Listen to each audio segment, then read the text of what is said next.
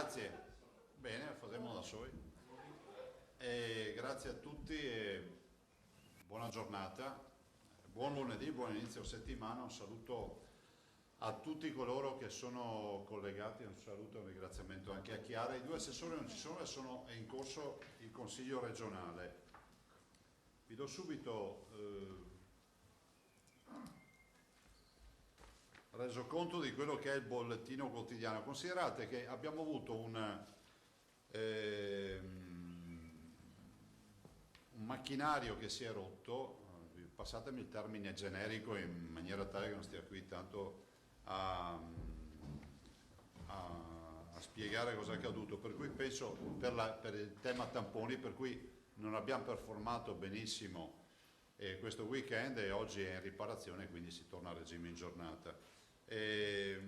Stiamo parlando comunque di 320.000 tamponi, sono 5.563 in più rispetto a ieri, potevamo farne altri almeno 4.000 in più, ma purtroppo c'è stato il problema di questa rottura, capita, però si va avanti. Le persone in isolamento sono 8.049 e sono esattamente 270 in meno rispetto a ieri. Vedete che si sta svuotando anche il tema dell'isolamento.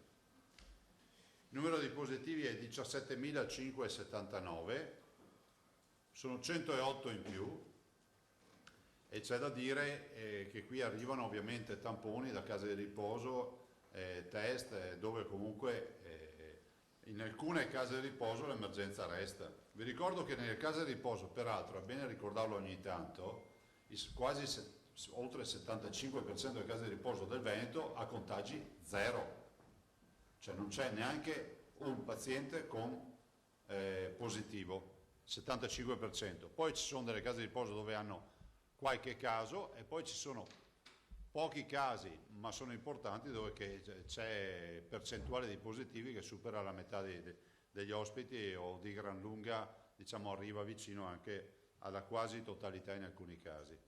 I ricoverati sono 1.222, uno più di ieri, ma questo insomma è il dato. Terapie intensive, uno in meno rispetto a ieri, sono 123. I dimessi sono 2.466, più 13, continuano a crescere ovviamente i dimessi.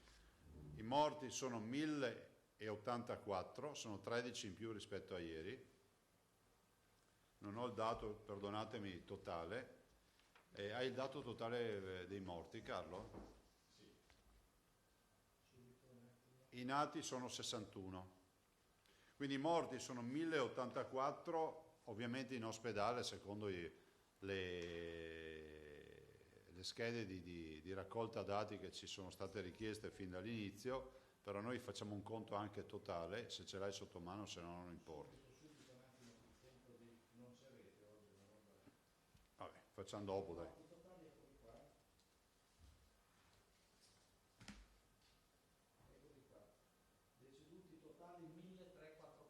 1.344 i deceduti totali. La giornata delle considerazioni. Io penso che ieri sera sia stata una brutta serata, nel senso che abbiamo atteso, peraltro noi abbiamo anche seguito nelle ore prima, abbiamo avuto anche una riunione con i colleghi presidenti, speravamo che ci fosse un approccio un po' diverso rispetto a quello che il Presidente del Consiglio ha annunciato. A me ha dato, guardate, in questi momenti ci vuole sempre senso di responsabilità e ci vuole anche, come si può dire, obiettività nel valutare quello che sta accadendo. E penso che per quanto senso di responsabilità uno ci possa mettere, obiettività, non si può non rilevare che ne viene fuori che si stanno dando delle indicazioni che stanno assolutamente creando fibrillazione, il che non vuol dire che i veneti non sono responsabili. Mai qualcuno si permetta di dire che siamo una comunità irresponsabile, tantomeno di bambini da educare. Anche i termini utilizzati non mi sembrano dei migliori, perdonatemi se lo dicono, no? Vi consentiremo, cioè non è, non mi addentro neanche sul tema delle libertà costituzionali, sul tema degli articoli, mi rendo conto che siamo davanti a un'emergenza, è giusto che si condivida una sfida con i cittadini e questa sfida penso che i veneti l'hanno condivisa perché comunque sono 2 mesi di quarantena, non pensiamo solo a quelli che per un motivo o per l'altro sono usciti di casa, sono una grande quantità di popolo veneto, di comunità veneta che è chiusa in casa da 2 mesi. Penso agli anziani, a molti anziani, penso ai ragazzi che hanno fatto un sacrificio strepitoso e penso a tutti coloro che non possono permettersi un dibattito con le forze dell'ordine dicendo beh tanto se mi mette a multa vedremo, farò ricorso, di chi non si può permettere neanche una sfasatura di €1 dal suo bilancio familiare. È a loro che va il pensiero. Guardate, penso che i dati epidemiologici ci dicono una cosa, che il virus c'è, continua ad esserci e quindi è innegabile che dovremmo attivare una fase di convivenza, però è altrettanto vero che l'approccio deve essere un po' più, come si può dire, razionale, perdonatemi. Non sto cercando polemiche, ma sto cercando di inquadrare il problema, non ho discorsi scritti, quindi vi dico quello che penso, come faccio sempre, per il motivo per il quale sono accusato. Penso che ci voglia razionalità e capire anche che il sacrificio sì lo si può fare, ma non protrarre in questa maniera. Domani mattina ci sarà una reinfezione, non è che possiamo ragionare col fatto è colpa sua o colpa tua, ragioniamo col fatto che come comunità decidiamo di darci delle regole, di usare i dispositivi. Continuo a dirvi che i medici in ospedale, 10.000 medici, si sono infettati per l'1,3% utilizzando le mascherine, in ospedale dove il distanziamento sociale non c'è. Ci diamo delle regole sul posto di lavoro, abbiamo avuto documenti elaborati con il mondo dei sindacati, dei rappresentanti dei lavoratori, col mondo dei datori di lavoro, ma bisogna comunque aprire.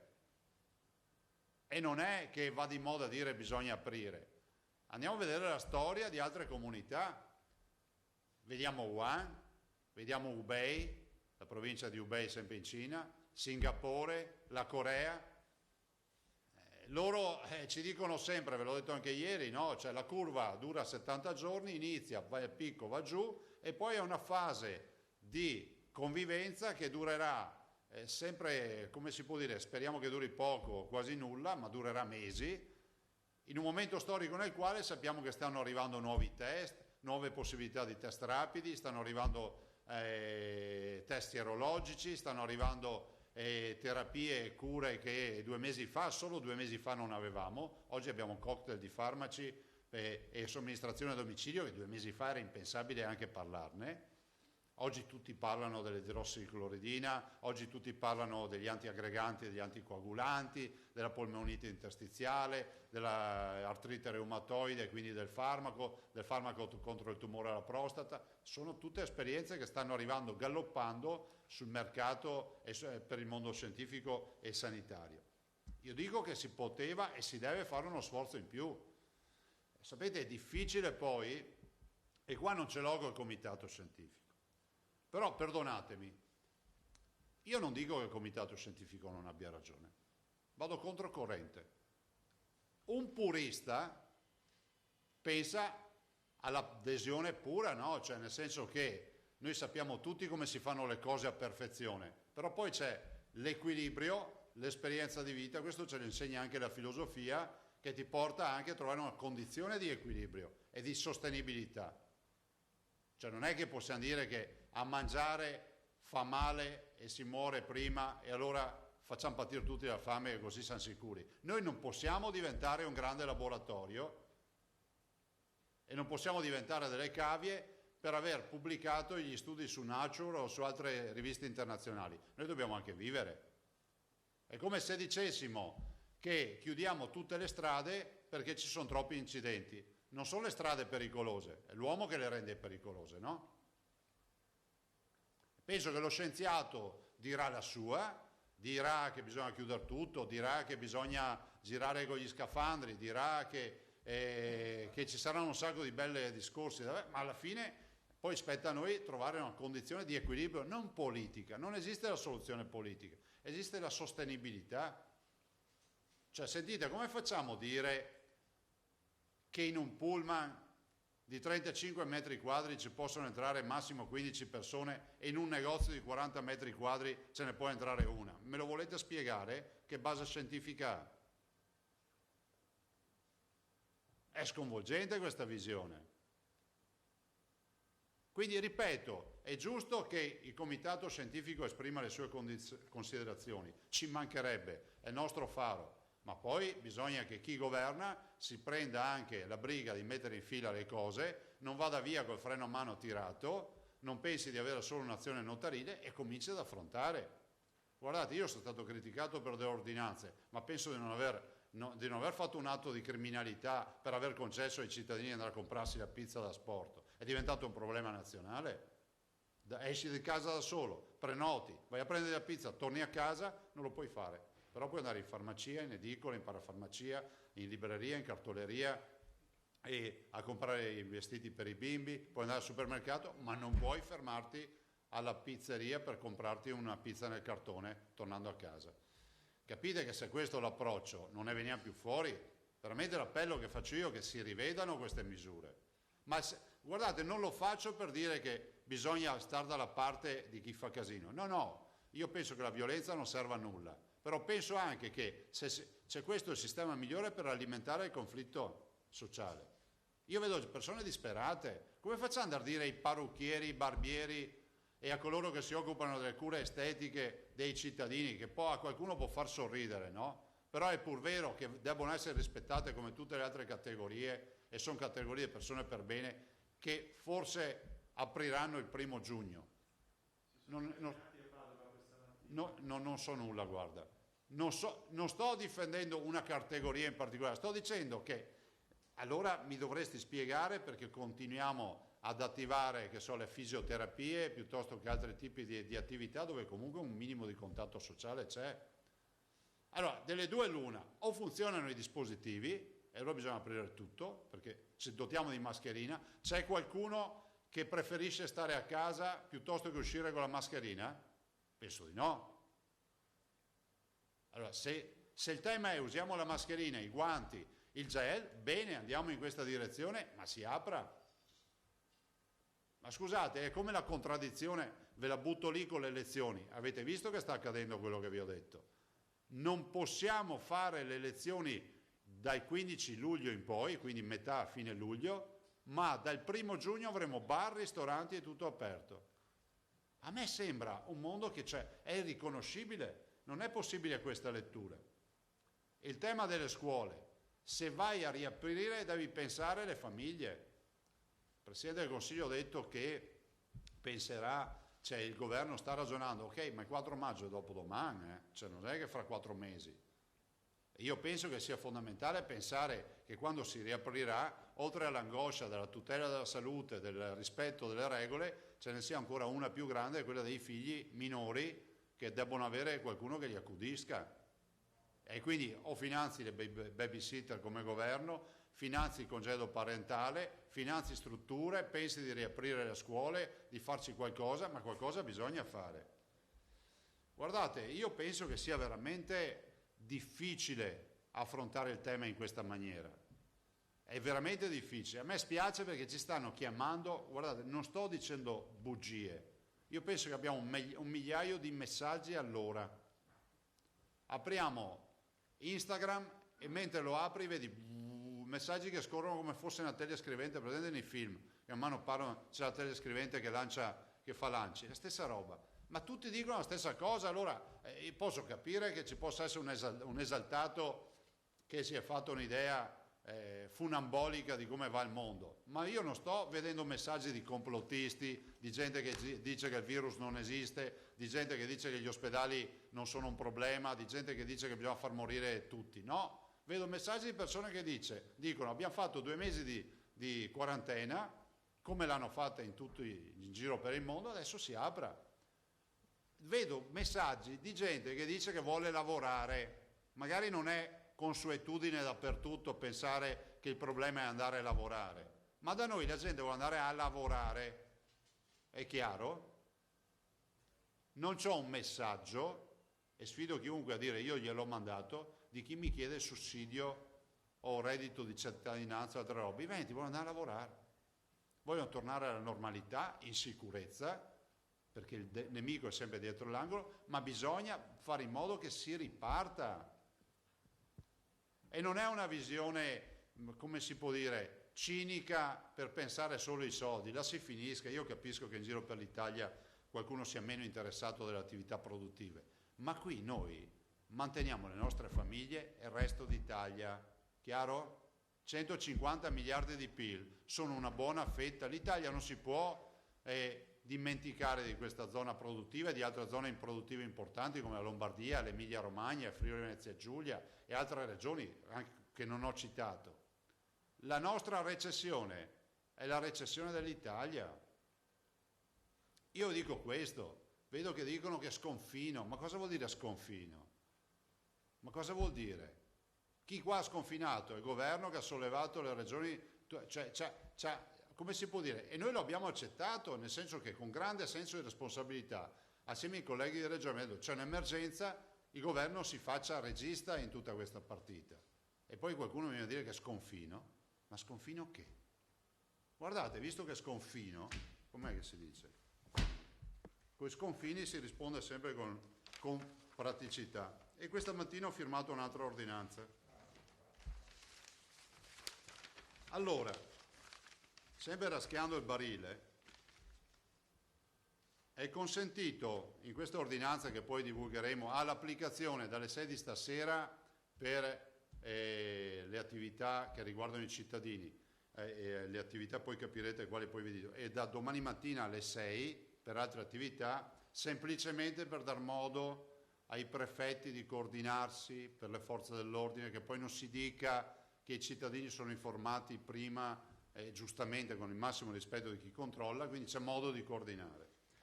L'ordinanza che firmo, e la firmo appena finita la conferenza stampa, dice questo, tutta una premessa che parla di dati epidemiologici, sanitari, le terapie intensive, e siamo giunti a questa conclusione. Primo punto, è molto breve. È consentito lo spostamento individuale per attività motoria e attività all'aria aperta, anche con bicicletta e altro mezzo, in tutto il territorio comunale di residenza o dimora, con divieto di assembramenti e con obbligo di rispetto della distanza di 1 metro tra le persone, salvo quelle accompagnate quando minori o disabili o non autosufficienti, utilizzando mascherina, guanti o comunque garantendo l'igiene. Vuol dire che si esce di casa, per capirci, senza limitazione, e quindi si può passeggiare, far jogging o quant'altro, almeno nel territorio comunale. Poi, e questo è valido dalle 6 di stasera, scusate, ho perso, eccolo qua. 2. È consentito per i residenti in regione lo spostamento individuale nell'ambito del territorio regionale per raggiungere le seconde case di proprietà o imbarcazioni di proprietà che si trovano al di fuori del comune di residenza per lo svolgimento delle attività di manutenzione e riparazione necessarie per la tutela delle condizioni di sicurezza e conservazione del bene.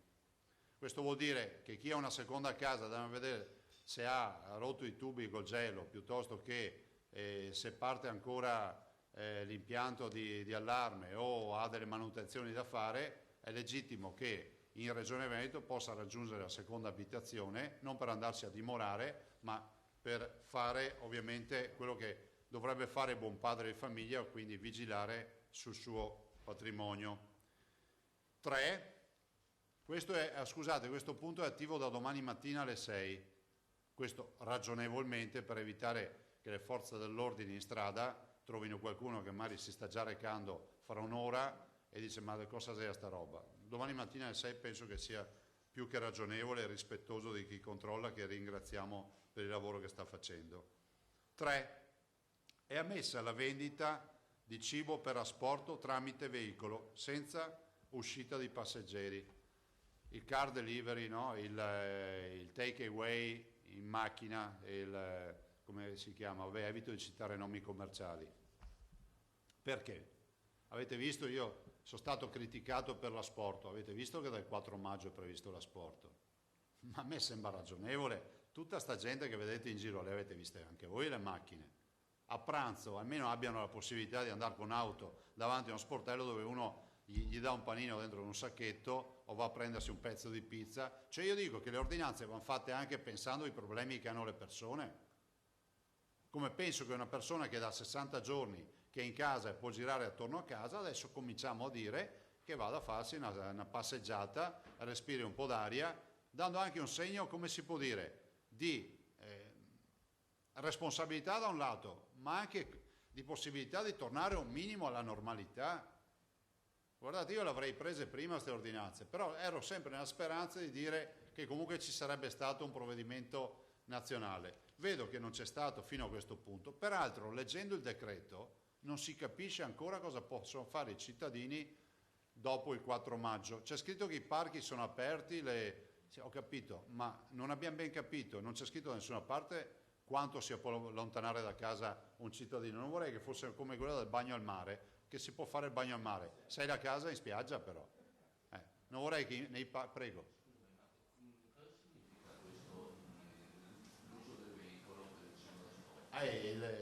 Ambulante. No, cioè, a parte l'ambulante, ma ad esempio tutte quelle catene che vendono il cibo, che i Mac che lo consegnano allo sportello direttamente in auto all'americana, Poi, Mac Drive per capirci. Drive-in. Sì.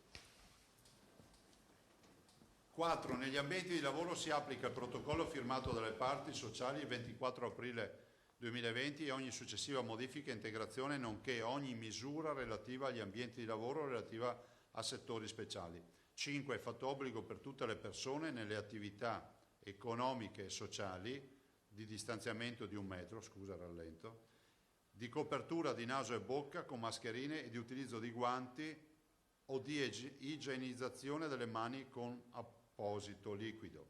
Per quanto 6. Per quanto non diversamente regolato dalla presente ordinanza, vale quanto disposto dalle altre ordinanze che ho fatto. Quindi restano tutte in vigore.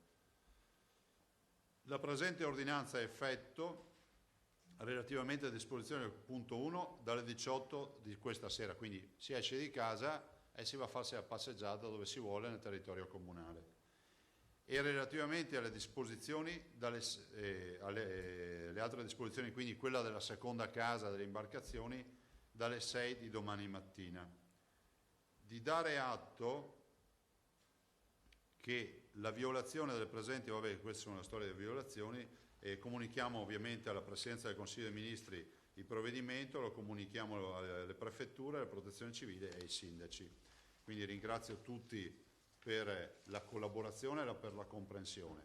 Ai cittadini dico che stiamo lavorando, tra governatori stiamo parlando di questo problema delle aperture, spero vivamente che il governo possa rivedere alcuni step che si è dato, penso che sia fondamentale pensare che ci debba essere anche equità oltre che responsabilità. L'equità vuol dire, vi ho fatto l'esempio dell'autobus piuttosto che di altro. Considerate che se passano le norme nazionali i nostri autobus potranno portare 1/3 dei passeggeri che portavano prima, il che vuol dire che bisognerebbe moltiplicare per 3 gli autobus e i nostri treni porteranno cittadini per la metà di quelli che portavano prima, quindi dovremmo raddoppiare i treni.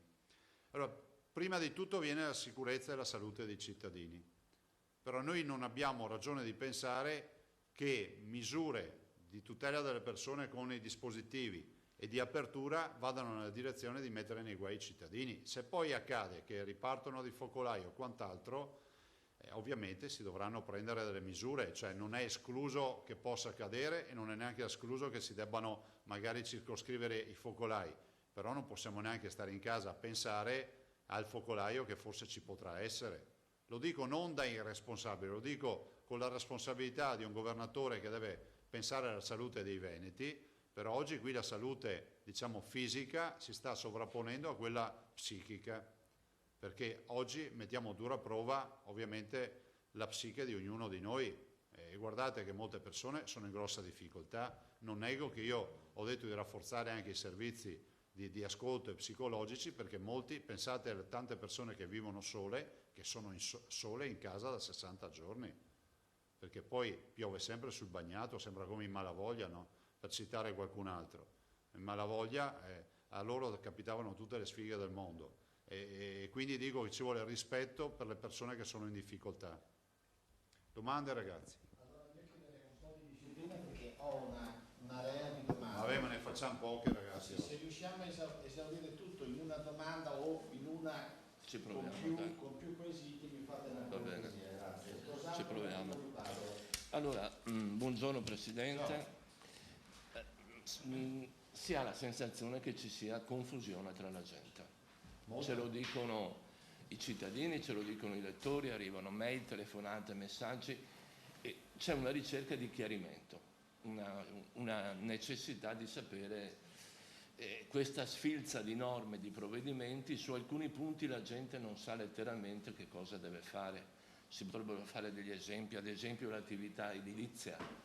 Era parso di capire che si potessero fare opere di edilizia privata dalla tua ordinanza, invece poi apprendiamo che lo sblocco delle costruzioni non è immediato da parte del governo. Ma soprattutto c'è una domanda che io vorrei farti. Mi era parso di capire che le ordinanze regionali possono agire soltanto in termini restrittivi rispetto ai decreti del governo, cioè possono essere restrittive, non espansive. Nel caso invece, ad esempio, dei take away, dei cibi da sport, mi pare che tu hai ampliato una possibilità che il governo non prevedeva. Ve l'ho spiegata ieri questa roba qui. Scusate, il governo prevede che si può uscire da casa a prescindere per andare a comprare cibo. Non mica scritto io sta roba qua. Per me lo sport è andare a comprare cibo. Se qualcuno non è d'accordo impugna l'ordinanza. L'ho firmata io. Cioè, scusate, guardate che noi non cerchiamo le prove muscolari, cerchiamo di dare un aiuto ai cittadini. Se dopo dobbiamo chiudere tutto, saremo tutto, andremo a Roma che consegniamo le chiavi e finimmo così. Cioè, dico, qui non è che stiamo giocando a battaglia navale col governo. E lo dice uno che ha avuto sempre un comportamento rispettoso. Ho sempre fatto squadra con chiunque in questi 2 mesi, voglio continuare a farla, ma che il problema nazionale sia la firma del cibo da sport di Zaia vuol dire che mica niente da pensare che questo problema qua. Penso che i problemi siano aprire le aziende, aprire a dar modo agli artigiani di lavorare, aprire le attività, dare una risposta alle famiglie per le scuole, non preoccuparsi del cartone di pizza perché Zaia ha autorizzato ad andare a comprarsi da mangiare. Scusatemi, non ce l'ho con te Filippo, lo dico perché vedo che il dibattito nazionale su ste robe, peraltro fatto anche da altri colleghi, cioè non è che sono in buona compagnia. Prego. Massimo. Sì, volevo chiedere, lei ha sempre detto che è all'interno dei DPCM, questo suo provvedimento di oggi lo inquadriamo completamente all'interno del DPCM? Cioè quando lei dice i cittadini possono andare alle seconde case, era secondo lei compreso nel DPCM di ieri o è un chiarimento perché di là non si capiva? Ma guardate, è un'ordinanza che dà interpretazione a quello che non è, tutto ciò che non è vietato è autorizzato, nel senso che consideratela che non è un'ordinanza dannosa, considerate che siamo in una fase di limbo nella quale bisogna dare anche un minimo di raggio di sole ai cittadini che vedono solo buio, ma mettetevi nei panni di chi pensa, cioè accende la televisione, scusate, e sente solo brutte notizie. Cioè, abbiamo fatto 2 mesi con morti, ricoverati, terapie intensive, adesso cominciamo con questo non si apre, l'altro non si apre. Cioè, capite che anche non tutti hanno i nostri strumenti di informazione, c'è chi aspetta veramente una conferenza stampa o una comunicazione ufficiale. Io penso che non abbiamo fatto nulla, peraltro ci sono altri colleghi che hanno agito in tal senso e penso che abbiano fatto assolutamente bene. Avanti, Emiliano. Buongiorno Presidente, senta, prima le stavo accennando la situazione di questa mattina a Padova dove alcune parrucchiere si sono incatenate davanti al proprio esercizio. Non lo sapevo. E quindi queste date, il famoso 18 maggio per il commercio al dettaglio e poi per i servizi alla persona, veramente stanno, come ha ben anticipato, mettendo a dura prova questi professionisti. Dall'altra parte invece c'è un paradosso, non me ne voglia il mondo dello sport, si apre al professionismo, si aprono gli allenamenti, Qui c'è un mondo che deve lavorare, che rischia la chiusura, rischia posti di lavoro, e dall'altra parte, ripeto, non me ne voglia il mondo dello sport, c'è un altro peso della bilancia. E se posso, successivamente a questa domanda, e quindi se si potesse effettivamente giocare sul mondo dell'avvocatura, di tutti questi vulnus del DPCM o no, dando una mano a questi due settori. E l'altra domanda è: non mi è chiaro come mai vi è stato chiesto una collaborazione regione per regione per comunicare i dati, la situazione di un possibile recrudescenza del virus. Io pensavo fosse già comunque attivo questo rapporto. Ma guardate, ieri sera sono state dette due cose che non sono vere. La prima, l'insinuazione delle regioni che non collaborano. La mia regione, infatti non capivo questo. Se lo dici nel mucchio non mi va bene, puoi dire alcune regioni allora bene, ma siccome ho detto le regioni non collaborano, noi i dati abbiamo sempre mandato tutti i dati che ci sono stati richiesti. Il Veneto non ha nulla da rimproverarsi. Due, peggio ancora quando è stato detto, è stato fatto accenno alla cassa integrazione. La cassa integrazione per noi è ok, ve l'abbiamo detto anche ieri, il problema è un tema, ma ripeto, io non voglio cercare contrapposizioni, lo dico perché se tu mi chiami in ballo, mi tiri in ballo, devo rispondere. La cassa integrazione in Veneto non è che non sta arrivando per colpa della regione, la regione ha già fatto gli accordi con le banche e tutte le banche ci dicono aspettano l'ok del governo, punto. Questa è la versione ufficiale, vi basta? Quindi non puoi dire in tv è perché le regioni, ma le regioni cosa? Noi non siamo mica la Repubblica delle Banane qua in Veneto. E dopo dico, guardate, lo voglio chiarire una volta per tutte, provo imbarazzo quando parlo, no? E vi spiego perché. Io non sto dicendo queste cose perché ho in mente di fare qualcos'altro nella vita, andare a Roma, altre minestre, segnatevelo, lo dico per difendere i veneti. Cioè, che non ci sia qualcuno che pensa che ci sia qualche retropensiero rispetto a quello che dico. Lasciatemi fuori da sti casini. Io ho un compito che è quello di difendere i veneti. C'è scritto nell'oggetto sociale. E finché sono qua, difendo i veneti. Come quando ero ministro dell'agricoltura difendevo gli agricoltori. Funziona così. Non ho tempo di distrarmi con altre menate, che non mi interessano peraltro. Quindi prendete quello che vi dico, semplicemente perché va detto in questo momento. E non è una mancanza di rispetto, io non cerco la rissa con nessuno, però non puoi dire che le regioni non hanno adempiuto ai propri compiti sulla partita della cassa di integrazione, oppure di i nomi delle regioni. Sfido chiunque a dire che il Veneto è stato inadempiente, punto. Ditelo, andate a trovare qualcuno che vi spiega perché è stato inadempiente. Rispetto alle parrucchiere, ai barbieri e quella categoria, che sta diventando un po' la categoria simbolo, hanno ragione da vendere, non da vendere, ma a quintali. Ecco, ci hanno raggiunto anche gli assessori che saluto. Buongiorno. Cioè non è possibile pensare a un'apertura e dire a loro a giugno. C'è primo giugno, mi sembra di aver capito. Che presupposto giuridico c'è? Guardate, qui c'è una sola soluzione, rovesciare il ragionamento, perché quando le robe si incasinano bisogna rovesciare il ragionamento. Il ragionamento deve essere rovesciato. Loro, avete capito dall'impostazione, partono dalla singola bottega e da lì cominciano a costruire tutto un alveare di norme per riuscire ad arrivare al cittadino. Perché dicono, se tutto sarà blindato, il cittadino a questo punto non sarà neanche la mascherina, gireremo nudi perché sarà impossibile essere contagiati, perché ci toccherà stare a casa, perché è impossibile far tutto. Rovesciamo il ragionamento, partiamo dal cittadino e decidiamo cosa serve al cittadino per metterlo in sicurezza. Serve mascherina, guanti. Una volta che l'abbiamo scafandrato, fra virgolette, può andare dappertutto o no? E non abbiamo risolto il problema.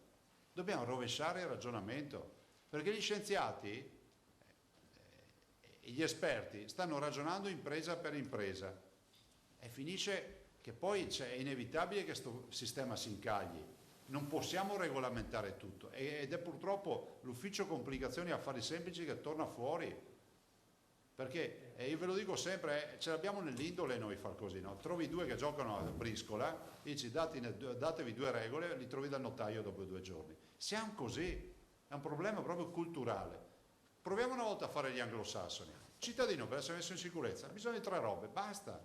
Dopo andrà in negozio se cambia la maglia, misura, eccetera, ma anche lì disinfezione del capo d'abbigliamento, disinfezione dello stand per i capi d'abbigliamento. pulizia dei pavimenti, pulizia degli impianti di reazione, disinfezione della commessa, test e tampone della commessa, DNA e TAC e risonanza magnetica a quelli che c'è. Ma dove andiamo a finire? Ma secondo voi è una roba che sta in piedi? Guardate, assistiamo veramente a una lenta agonia con questo sistema. Ed è preoccupante, è preoccupante. Lo dico fuori dalla politica, guarda, lo dico semplicemente perché invito veramente a rovesciare il ragionamento. Partiamo dalla messa in sicurezza del cittadino, di conseguenza poi tutto il resto lo sistemiamo. Non dico che deve essere free di regole, ci saranno delle regole ma minimali a quel punto. Grazie. Buongiorno, Morena Scusami, Scusi. parrucchiere eccetera, noi non abbiamo la potestà giuridica. Non c'è Guardate, margine. l'abbiamo guardata anche contro luce la legge. I miei colleghi, noi ci parliamo a tutte le ore, anche stamattina, magari potessimo trovare un appiglio per cominciare a aprire delle attività, assumendoci le responsabilità, ma Così il commercio al non dettaglio. c'è. Adesso potremmo fare qualche allargamento, ma arrivare fino a quel punto di aprire le attività no.